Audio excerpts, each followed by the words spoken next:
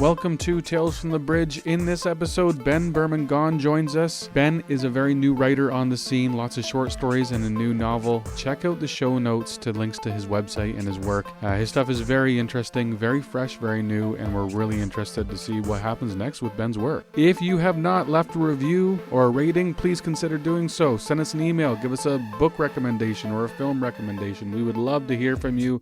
All right, let's make our way over to the bridge.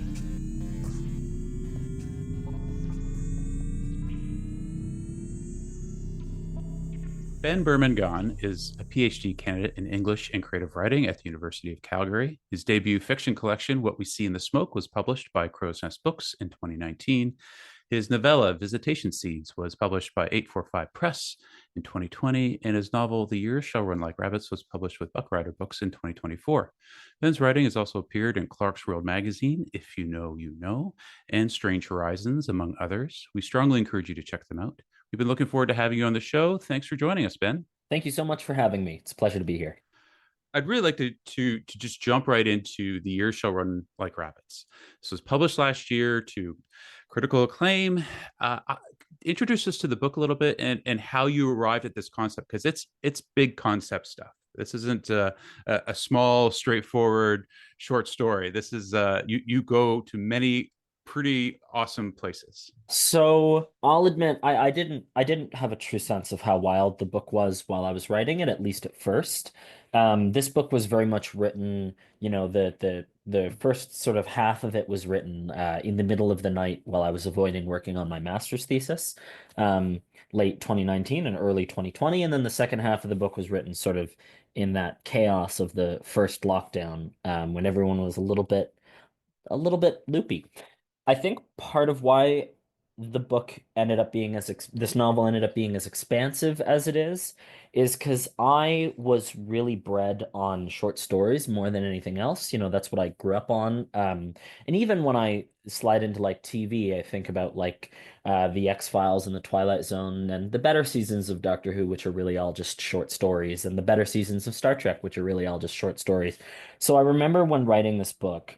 It was always a novel to me, but there was this thing in my brain where I was like, I want a new conceit in every chapter, and I want to be able to pull these chapters out of order. Um, and in fact, a big part of the editing process of this book, God bless my editor that I was connected with via Buckrider Books, Jennifer Hale, who one of the first things she did is I remember she wrote up this like 5-page single spaced, like, here's what I think this book is about, sort of like sheet. And then I actually, sort of reordering and putting stuff in order. But in some ways, this book ended up being as expansive as it is because I just think like that. Um, a part of the initial sort of my idea was my two sort of, I guess, first founding ideas were, um, spoilers are fine. Light spoilers are fine. It's that kind of novel. An alien comes back through time and terraforms the moon in the early 2000s, which sort of knocks everything off course of whatever else it was going to be. I knew I wanted to talk about that, and I knew I wanted to talk about how specifically I'm from Canada, how Canada treats like refugees and what kind of, which is something that I think is often dismissed or overlooked in genre and in sci-fi. We sort of ignore the complications of migration in favor of what if colonization is really cool and space is empty and we can just go to planets and it's good, as opposed to, the longstanding history of colonization mostly being genocidal manifest destiny projects. And I knew I wanted to talk about that sort of like form of where you come from and complication. And then the other thing that I really wanted to think about is I did want to think, how much can I change one body or one person over 1,000 years? So there are several narrators of this novel, but the I think the quote unquote protagonist, whose name is Daisy, begins the novel. Um, you first meet her, it's around the year 2072. She's a cyborg with total amnesiac in service of the state. She's kind of like the Terminator. She's kind of like the T-1000. She's just this, really shut down killing machine with a job to do. And throughout the novel, she burns through bodies and she burns through forms and alterations in like self and expression and gender and all of this sort of like vast changeness. And the further that she gets from what we recognize as human, I think at the same time, the closer she gets to an understanding of who she is. So really, this isn't in some ways a traditionally like character first novel, but really the expansiveness of the book and the wildness of the book felt built out from following where I needed to take Daisy. And that's sort of the root of everything that even when she's not there, even when it's different characters and even when it's the world, it's still about this thing that is happening to her and the people around her. So when you say there's a new conceit in every chapter, you're speaking of some of these big ideas, an alien time traveling back in time, colonizing the moon. Is that what you mean by those conceits? Sure, yeah. So I'll say I'll give a pitch for the first few. So the prelude of the book is about an advertising hologram in an airport in Toronto, which is where I grew up, that suddenly becomes self-aware and sort of wanders away from his projectors. And it seems like this self-contained, just sort of short story at first glance. The first real chapter is you meet Daisy on the moon, and it's this sort of cyberpunk-esque murder mystery. The third chapter of the novel is maybe 30 years after that, and it's an astronaut named Morgan just living on a space station who makes herself a cute little robot companion. And then, like the later on, and so there's a new um sort of like thing that I'm pulling from science fiction or from my imagination in all throughout the book, and that also really affects the voice of the novel, which is something that I still need to this day. I don't think I could write a novel in a single sort of like a single stylistic like third person, limited or whatever it is. The voice of each chapter is really informed by how I needed the story to be told. There's one chapter which is sort of told for, I won't spoil it, but it's set up as it's told from the perspective of a whole city that's become this sentient organic thing with this like vast and distributed consciousness. And I'm like, well, that's going to sound different as a narrator than Cyborg Detective or than A Lonely Little Robot. So, there's all of these sort of expand, I guess it sort of really expands outwards as I go. And there's central conceits of the novel. I think one of the ones that I'd say comes up a lot is this idea of storing consciousness outside the body. Um, Lots of characters seem to be doing it, and there's recurring motifs, and it is very much a novel. But the way that I wanted to approach writing it and the sort of, I guess, the sort of ways that make it stranger or farther away from our world, I wanted to introduce each as I go. Whereas sometimes when I'm reading a piece of science fiction, it's kind of like, here's the one thing, especially when it's set in the quote unquote, I didn't make up the name of a planet. It's Earth. It's like here. It's fairly close to here in a lot of ways. And I find sometimes that tends to be like, here's the one, like, what if the world was totally the same, but people can teleport? Or like, what if the world is totally the same, but we are contacted by aliens? And I was like, I think for a big part of writing this for me is in each chapter, there is a new thing that I want to push and that I want to layer, which can be, I think, quite overwhelming. But I guess part of that and part of the joy for me in talking to people about reading this novel, especially it came out last May, which feels like maybe 8 seconds ago, but I realized that it's now 2025, or that's what all of the clocks uh, seem to suggest. Maybe it's wrong. But the things that I've told people are, or that I've seen discussed, is that I didn't write this as a novel where you should read the whole thing in one sitting, but really, someone should pick it up and you take a chapter or you take a section and you feel it. And that's what a lot of my writing is aiming towards, even in the way that I approach science, the way that I approach all forms of fiction is I'm not as interested in making someone understand a technical aspect of the world as much as I'm interested in them feeling, I suppose. What were maybe some of the creative challenges in creating a thread so that read as a novel and not as a series of short stories? Yeah, I think part of the challenge for me or the push for me is, first of all, I'll look, I'm totally fine admitting maybe the first two, three, or earliest drafts of the first two, three chapters that I wrote, I didn't quite know where the book was headed yet. Though I will also say very few words of that are in the finished project. For me, writing is rewriting and drafting is redrafting. And I did not write this book in order.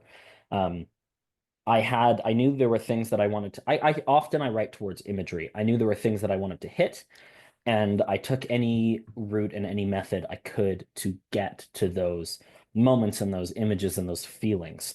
So, I wrote, so it was almost like, for me, it was almost like gathering puzzle pieces and sort of putting them in order and I guess collecting it until I could see the thing that I wanted to see. And the other piece, though, is you are kind of exploring the idea of where the human experience could evolve to, if that's the right word, or progress to, and some of the ideas are pretty wild. I love the vehicles in certain cases. In when you look at some of the ideas that you explored, is there something that you've always sort of carried with you, and this book sort of finally gave you an opportunity to explore? Yeah, this is my first novel. I think there are threads that sort of connected to that, my book of short stories that I published when I was a bit younger. Um, but really, I would say a lot of the things that I'm thinking about in terms of being human in this novel for me are an ongoing project, and one that I'm not finished, and one that I think we as a people aren't finished. And I guess the best way I would say to push that is, um, well, I'll use my personal experience. I live with disability. My right ear doesn't work at all. It's just for show. I usually operate with through the world with a hearing. I don't operate in deaf communities. I don't speak ASL. I operate through the assistance of a hearing aid. Um, so even for me, even that in that very small way, um, my body doesn't work the way that classic image of the Vitruvian man strung up, by Da Vinci. You got two arms, you got two legs, and you got the correct set of genitals. And the people, and when I think about the people in my life and the people that I admire and that I interact with and the communities that I engage in, I think there is something to really be spoken for in terms of how we define what a human body can look like or should do. Um, I would say that the way that I approach this isn't necessarily, science fiction often sort of veers towards what I'd call like a transhumanist project, which is the idea that we can fix ourselves through technology. So, you lose, Anakin Skywalker loses a limb. Well, he can get a robot one. It's fine. Um, Whereas I would say I would veer more towards something of a post-human project of, I guess, rejecting that really strict definition of what it means to be human and what it means to have a human body and what it means to engage in personhood. And that's what a lot of this novel is reaching for. And that's something that I'm still reaching for in projects that I'm engaging in now, although not, I would say, not in the same configurations. This, I think, is my cyborg novel. Like I'm inspired by works in the past, but also more critical works. I do a lot of my writing. I am in academia, and a lot of my writing is I'll read a complex piece of philosophy, and unlike a lot of people who can then write an essay where they're like, I understand it, I'll read and I won't understand it at all, and I'll be like, but if I write a short story about some of these things that confuse me, it'll eventually make sense.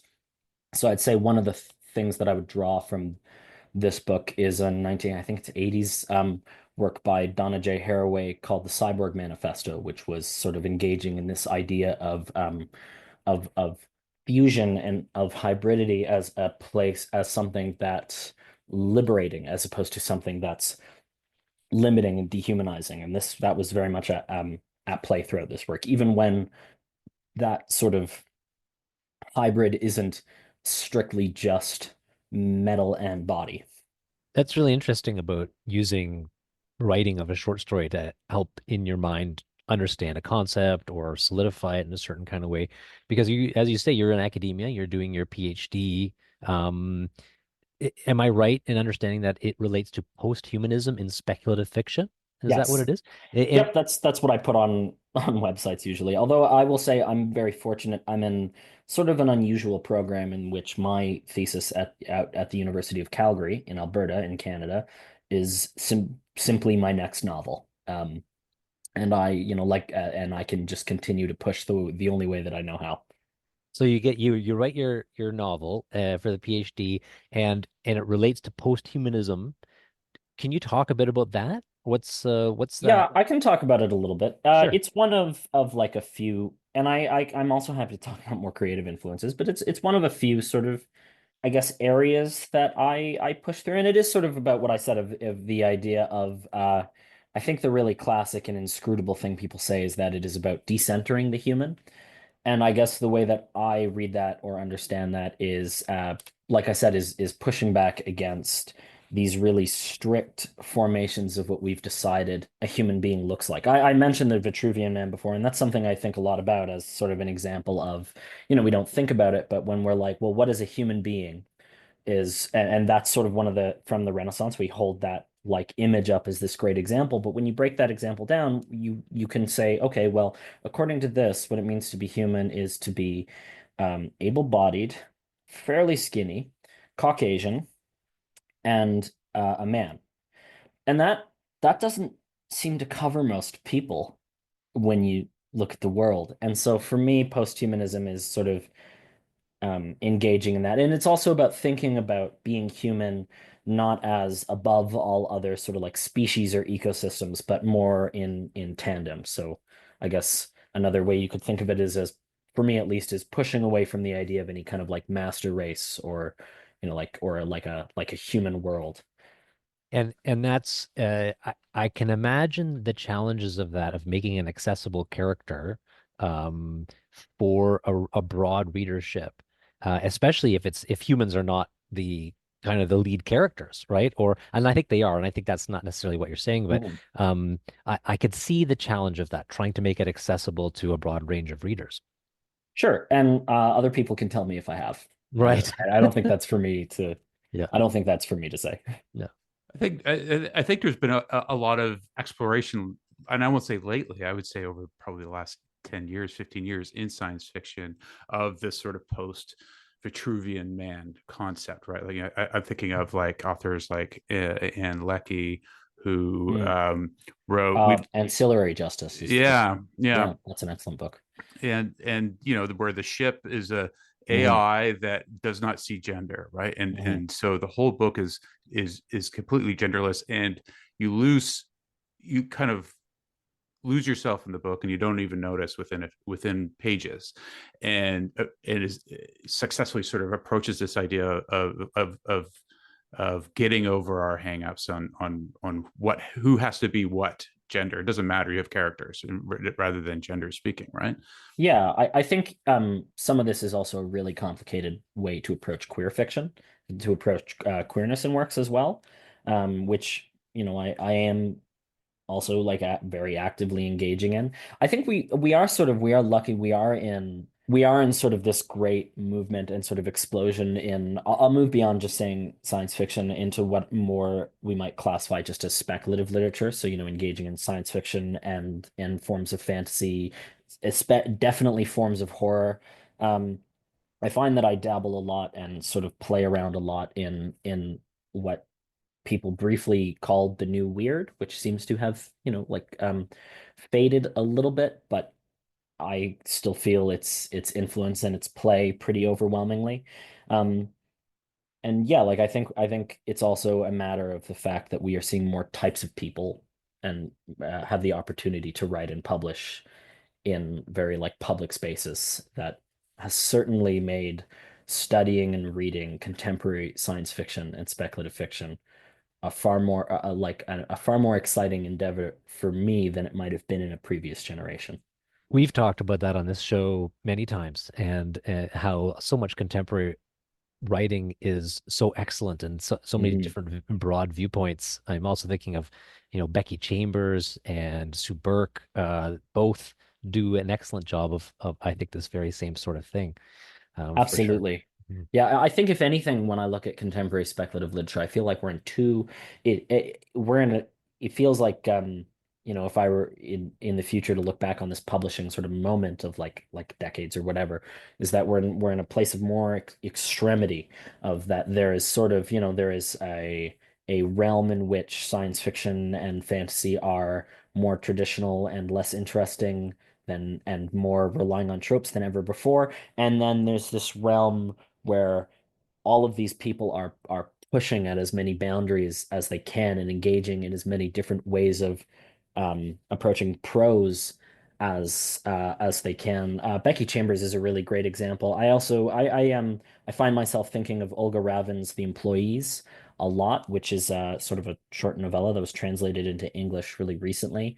Um, I think of Jeff Vandermeer's recent return to the Southern Reach in a sort of surprise fourth novel. Like I think we are in a time where people in genre are like experimenting more than ever, and it makes it fun to read the magazines. I'm every month I crack open Clark's World and Uncanny and Lightspeed and everything else, and I'm like, yeah, because I there's always something engaging and new, and it's always a delight to see.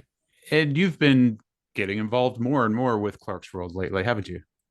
I'm lucky enough. I had a short story published by them in, I think it was December 2022, and then yeah, I had two pieces with them in 2024. One back in, I want to say February, or no, March, and then one this September, which was really lovely for me. And it's, every time I publish, and everywhere that I've published, I'm always very grateful. Because I can never truly get confident enough that when someone accepts a piece of mine, I go, as it should. I always go, thank you for taking this chance on me.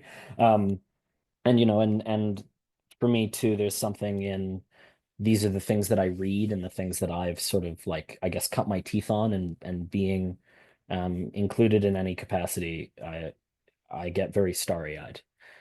Also, it's just wonderful to work. I loved working with Neil Clark on all three of those pieces. Like, tons of fun.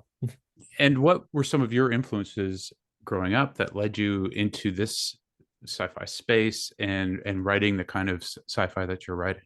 Sure. I think my influences are complicated because in a lot of ways, this, I grew up on, like, when I was a kid, or yeah, kid, when I was a teenager, I started opening up my dad's sort of like put away like closet, and there were all these box of old pieces of science fiction, and as enmeshed in contemporary work as I am now, I grew up very much on like Bradbury and Arthur C. Clarke and Heinlein. I read a ton of like Le Guin, like I very much started from, I would say, the from this 50s and 60s golden age through to the sort of what they called the new wave of the 80s.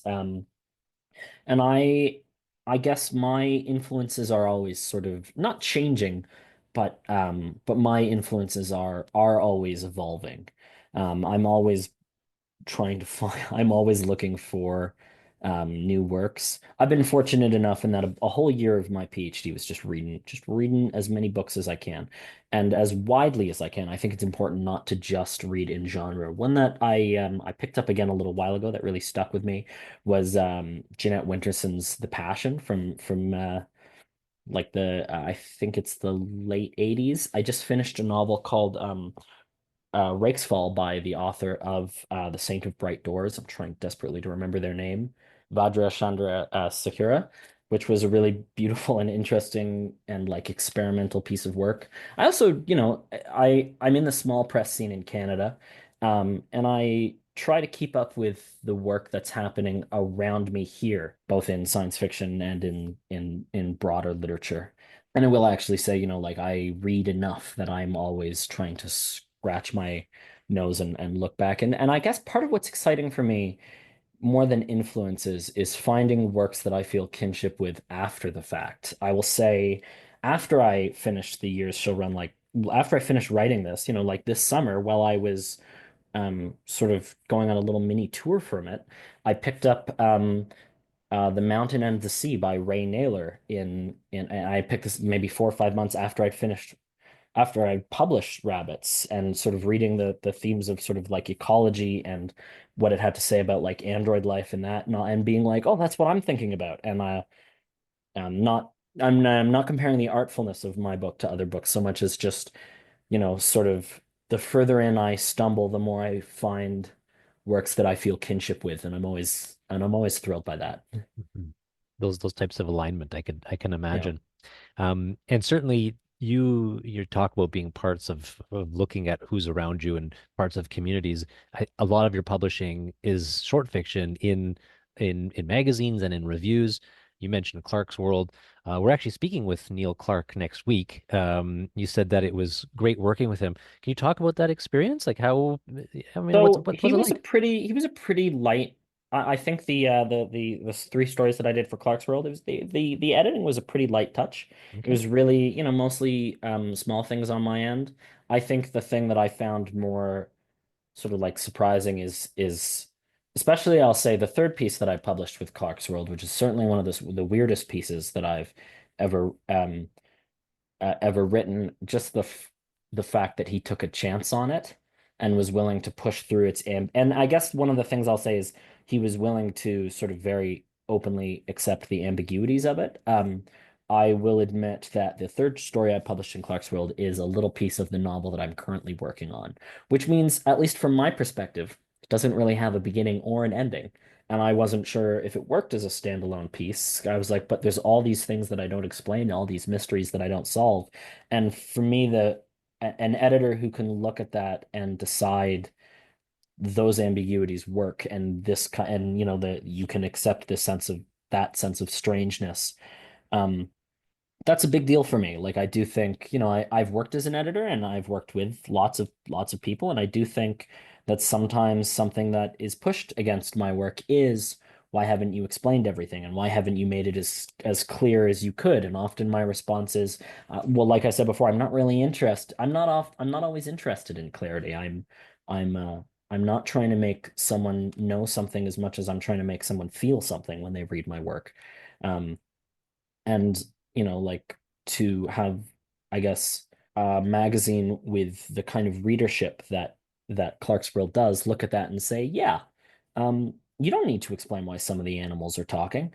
That's cool. Like I'm like, yeah, that was a really exciting for me, and it was also really lovely because it helped me reach, I guess, a certain brand of audience that then, that a couple people reached out to me about those stories. Funnily enough, they were coming out at the same time. Both of those stories sort of sandwich just before Rabbits came out and just after. So, after it was really this moment for me where suddenly lots of people are going, "Hey, I just read something by you in various capacities," and that really freaked me out. I was like, "What do you mean people read this after I put it down?" I thought when I email my work out to the world, I thought it just vanishes. And I've really enjoyed and I've really enjoyed that. I'm not necessarily a writer who, when someone is like, this is what I liked about your work, this is what I didn't like about your work, I'm not necessarily going to be like, okay, well, I'm going to just chase that high. I'm, especially because I think the way that I approach writing changes for each piece. I am always trying, like I said, just like I approached in the chapters of Rabbits, in my writing in general, I am always seeking, I guess, the voice that works for the narrative that I want to tell. And I want to tell more than one kind of narrative, so that voice sometimes shifts. But it's also, it is really fascinating for me to kind of hear what people think of the things that I've done. For better and for worse. I hold my work very close to my chest. My partner did not get to fully read Rabbits until it was printed. So, even that, I'd get calls like, chapter by chapter being like, what's happening here? I've been like, oh, cool. Because, people keep telling me that I'm a quick writer, but I feel like it takes forever, which maybe is why people tell me I'm a quick writer. Because every day that I don't push forwards on some kind of story, I feel like I'm going crazy. But for me, I feel like I hold these narratives and I hold these words just privately, just for me, for such a long time, that there's something lovely about seeing them out in the world. I feel that way about reading aloud too. I love I love, I guess I'd call it performing this book, which I've gotten to do Hmm. like numerous times now. You do that at readings at events, or what Yeah, are you doing?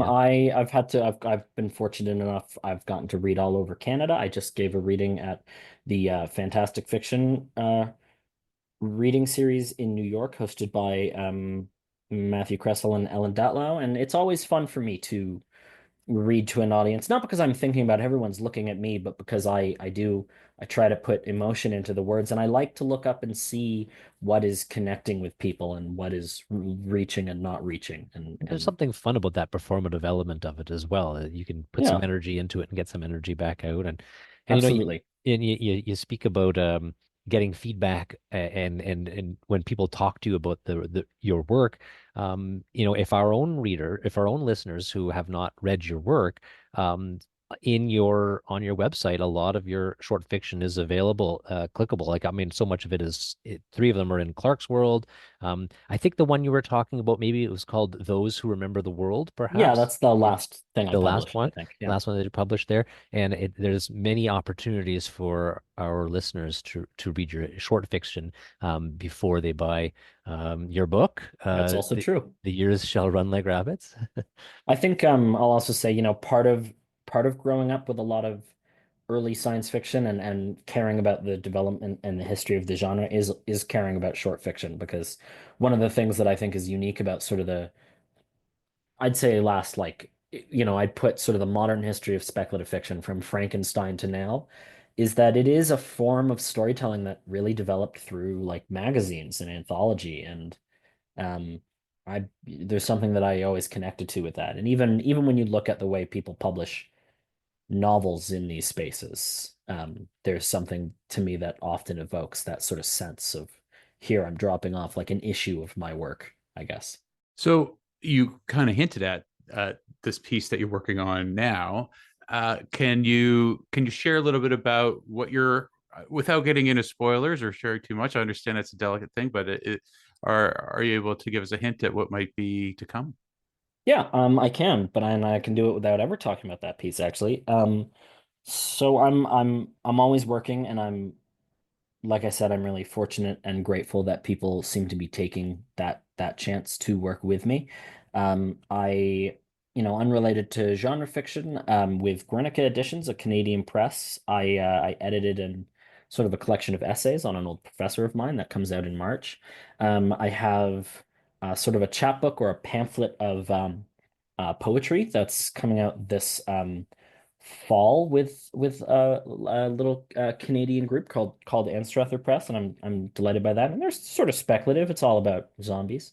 And then Buckrider Books, which published The Years Shall Run Like Rabbits, is taking my next collection of short fiction, which is titled The Library Cosmic. I don't usually share titles so early in the process, but that one I'm like, I like it and I'm not going to change it, which is six stories that range from sort of weird fiction and fantasy fiction to far-reaching science fiction, which I'm really proud of. And a lot of them are about sort of doing the right thing in the face of really like hopeless odds, which I think is something that we can all sort of try to connect to these days.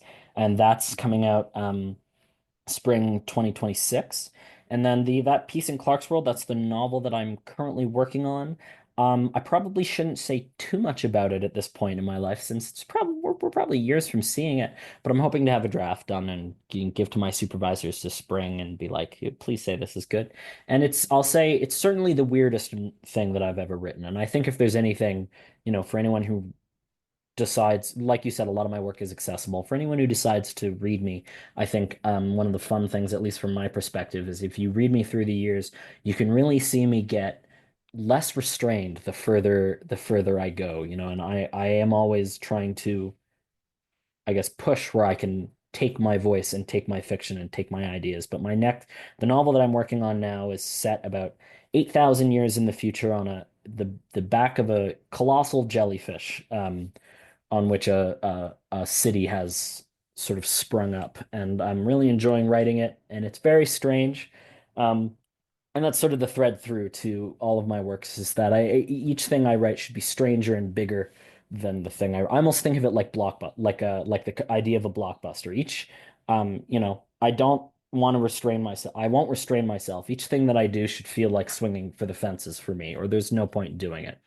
Well, we're big fans of Strange here on the podcast, so we can definitely appreciate that. And the idea of a drama happening on the back of a jellyfish definitely sounds intriguing, and we're looking forward to seeing that. I want to make sure that we've covered everything that you want to cover. Is there something that we haven't talked about that you'd like to touch upon? Do you guys know about carcinization? It's this evolutionary thing where over millions of years, different species of mammal keep evolving into crabs. Never heard of it. I don't really have anything to say about that, but as far as we know, like 5 or 6 different animals over millions of years have just turned into crabs. I think that's interesting. That is interesting. I Is could it have related plugged to something else, but is it related to fiction, or do you just want to bring it up as no, an I just think that's neat.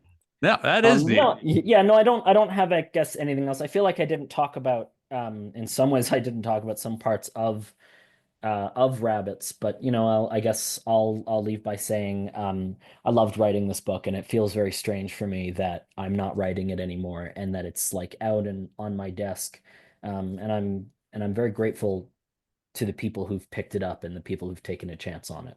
Now I got to look up carcinization. That's what I'm circling right now. I just looked it up. Title of the webpage: Animals keep inexplicably evolving into crabs. Could humans be next? I'd be fine with that. It might already be happening. Yeah. You know what? I'm pretty crabby sometimes, so maybe I'm partway there. I can feel the shell building in me. Yep.